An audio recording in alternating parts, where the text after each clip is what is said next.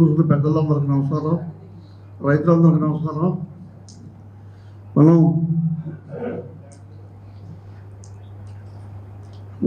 మన రాష్ట్రంలో 175 మంది ఎమ్మెల్యేలు ఉన్నారు. ఒక్కలైనా విజయవాడ, గుంటూరు వాళ్ళ దగ్గరలో ఉండే టౌన్లో జ్వరం వచ్చి హైదరాబాద్ పోతారు. మీరు చూస్తున్నారు, పేపర్లు చూస్తున్నారు. దానికి కారణం ఏంది? వాళ్ళకి డబ్బు ఉంది, పోగలరు. సామాన్య ప్రజలు పోగలరా? మరి వాళ్ళకి తగిన సదుపాయాలు ఉన్నాయా? లేవు. ఇప్పుడు రెండో విడత పోలింగ్ అడుగుతున్నారు. మొదట విడత పోలింగ్ ఇచ్చిన రైతులు సరే కాలేజీలకి భూములు ఇచ్చారు కదా గవర్నమెంట్, వాళ్ళు యూనివర్సిటీలు పెట్టారు. కనీసం ఈ భూములు ఇచ్చిన రైతులకైనా, చదువుకున్న వాళ్ళ పిల్లల వరకైనా ఎంతో 25,000 50,000 కన్సెషన్ ఇవ్వచ్చు కదా. అది గవర్నమెంట్ వాళ్ళని అడిగి ఒప్పిస్తారు కదా. అది వాళ్ళు అడగడం లేదు, గవర్నమెంట్ ఆ పని చేయడం లేదు.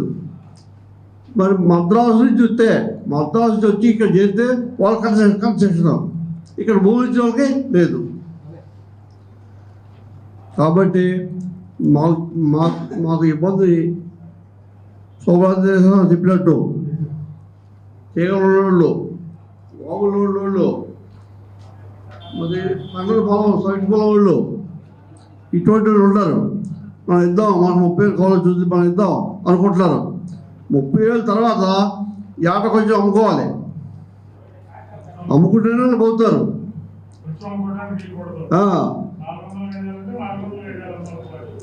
అసలు కొట్టడానికి ఎవరు వస్తారండి? కొట్టడానికి ఎవరు వస్తారు? ఎందుకు కొట్టారండి? ఏం చేసుకుంటారు వాళ్ళు? ఇప్పుడు కొన్నారంటే లాభాలు వస్తాయని కొన్నారు. రేట్లు పెరుగుతాయి, రాజధానిలో లాభాలు వస్తాయని కొన్నారు. ఇప్పుడు రెండో విడత మూడో విడత పొలాలు తీసుకుంటే ఎవడ కొట్టారండి?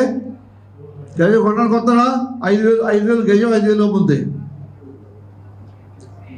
ఇప్పుడు మా పొలం అండి, మా ఫ్యామిలీది 40 ఎకరాలు ఒకటి ఉంది. ఎకరం 5 కోట్లు బేరం వచ్చిందండి. ఎకరం 5 కోట్లకి 2 పోలింగ్ వెళ్ళారు. 2 కోట్లు పడిపోయింది. మొన్న పార్లమెంట్ సభలో చట్టం కాలేదు కాబట్టి ఇవాళ 180 కడుగుతారు. 180 కడుగుతారు. అది కూడా అసలు రైతుకి లేదు కాగితాలది.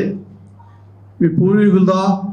దానికి ఆ కాగితాలు ఉన్నాయా, ఈ కాగితాలు ఉన్నాయా, ఫ్యామిలీ సర్టిఫికేట్ ఉందా, సర్వీస్ సర్టిఫికేట్ ఉందా? ఏ ఆఫీసర్ దగ్గర పోయినా వాళ్ళు మామూలు వాళ్ళకి ఇవ్వాలి. ఏమండి తక్కువ డబ్బులు ఇచ్చాడు, ఏమంటే మీరు సరిగా లేదు, రేపు రాండి మాకు రండి. ఇప్పుడు రాజధానిలో పొలం ఇచ్చిన వాళ్ళు వాళ్ళకి న్యాయం జరగకపోతే సిఆర్డీ ఆఫీస్కి వెళ్తున్నారు. ఈ ఆఫీసులో ఇంతకుముందు లేడుగా, అయ్యా నాకు తెలీదు, నేను కొత్తగా వచ్చాను, మీరు మంత్రి గారు రాకుండా అంటారు. మంత్రి గారి దగ్గర పోతే ముఖ్యమంత్రి గారి దగ్గర పోమంటారు. ఈ సామాన్య ప్రజలు ఏది తిరగలరండి? ఇటువంటి ఇబ్బందులు ఉన్నాయి. పోతే వ్యవసాయం చేయడానికి జనానికి కూడా ఇబ్బందులు ఉన్నాయి. మరి గవర్నమెంట్ ఇంతకుముందు 100 రోజులు, ఇప్పుడు 125 రోజులు అంటుంది. వాళ్ళకి పొద్దున పూట 1 గంట 2 గంటల అటుపై ఇస్తే 300 రూపాయలు. వ్యవసాయం చేయడానికి ఎవరు వస్తారండి? వ్యవసాయ పని చేయడానికి ఎవరు వస్తారు? ఎకరానికి 6 క్వింటాలు 7 క్వింటాలు పత్తి పగిలితే ఇక పత్తి తీయడానికి పడలేదు. గంటల లెక్క అండి. ఇప్పుడు పనిచేసేవాళ్ళు గంటల లెక్క. రైతుని ఈ విధంగా కుంగదీసి మనం వ్యవసాయం చేయలేదా అనిపించి వాళ్ళ పాలు తీసుకోవాలి. ఈ గవర్నమెంట్ వచ్చిన కానీ చేసే పని ఇది. కాబట్టి మా గ్రామంలో మా ఫ్యామిలీ వరకు 250 ఎకరాల పొలం ఉందండి. మేము ఇచ్చే ఆలోచనలు లేవు.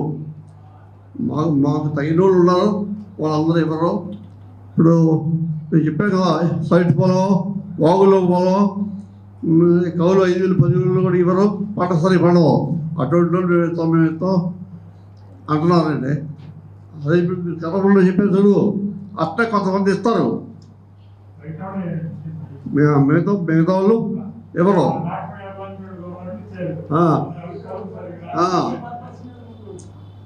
ఇకపోతే బయట వాళ్ళు లాభాలు అయితే కొనాలి కదా, వాళ్ళు ఇంటర్ రెడీగా ఉన్నారు, కాకపోతే వాళ్ళు మహా అయితే మొత్తం 6,000 ఎకరాలు మా రెవెన్యూ. 6,000 ఎకరాల్లో వాళ్ళు మహా అయితే ఒక 500 ఎకరాలు కొన్ని ఉంటారు గ్రామం మొత్తం మీద. వాళ్ళు ఇస్తామని వస్తారు ముందుకి. కానీ రైతు వారిగా ఎవరండి ఎవరైనా ఇచ్చేవాళ్ళు కూడా మాకు 1,450 గజాలు ఇవ్వండి, మాకు 50,000 కోళ్ళు ఇవ్వండి, అటు కుదరదు అంటున్నారు నారాయణ గారు. ఏమంటే నారాయణ గారు, మీరు 10 సంవత్సరాల నాడు మీ కాలేజీలో ఎంత ఫీజు తీసుకున్నాం, ఇవాళ ఎంత తీసుకున్నాం. మాకు 10 సంవత్సరాలు ఇచ్చాడు, 30 ఇస్తామంటుంది. నువ్వు ఎంత తీసుకుంటావు? పెట్టిన యూనివర్సిటీలో మొదటి పిల్లలు చేరినప్పుడు 2,50,000, ఇలా 5 లక్షలు. ఏమంటే మాకు 30,000 ఇస్తావా? ఇలా ఒక్కొక్క రకంగా అడుగుతారంటే. కొంతమంది అయితే ఏమంటే ఈ గవర్నమెంట్లో అవి పూర్తి చేయండి, 2022 పట్టుదింటే ఆరోగ్యం చెప్తారు కదా, అవి పూర్తి చేయండి. మళ్ళీ చంద్రబాబు నాయుడు గారు గెలిస్తే మేము ఎంబడి రెడీగా ఇస్తాము. ఎందుకు? ఎంబడి మా పనులు మొదలు పెడతారు. వాళ్ళకి 10-12 సంవత్సరాలు పట్టింది, ఇంతవరకు ఏం కాలేదు. మళ్ళీ పొరపాటున గవర్నమెంట్ మారితే మా పరిస్థితి, మా పొలాల పరిస్థితి. ఇప్పుడు పెద్దోళ్ళు చెప్పినట్టు భూములు పోయి సంతకం పెట్టామనుకోండి, 7 వేసామనుకోండి, దాని మీద మాకు ఇంకేం హక్కు లేదు, మన పొలాలకు చూసే పని లేదు. అందుకని పెద్దలు చెప్పిన సలహాలు పాటించి మాకు తోసిన విధంగా మేము కూడా భూములు ఇవ్వడానికి ఇష్టపడలేదండి.